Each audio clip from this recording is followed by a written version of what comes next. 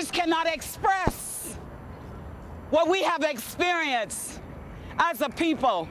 People have been raising the questions of reparations literally for decades. Reparations now.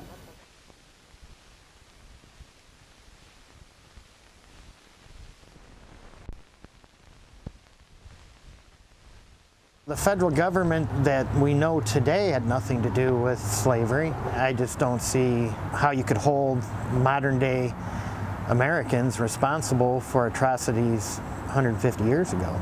H.R. 40 is in fact the response of the United States of America long overdue. Slavery is the original sin. Slavery has never received an apology. Yeah, I don't think reparations for something that happened 150 years ago, for whom none of us currently living are responsible, is a good idea. While emancipation deadbolted the door against the bandits of America, Jim Crow wedged the windows wide open. And that is the thing about Senator McConnell's something. It was 150 years ago, and it was right now. Reparations is making right the thing that we've done wrong. White supremacists and Klansmen moved openly in the 10 South. If not a healing, at the very least, it would help us move in the direction of moving on.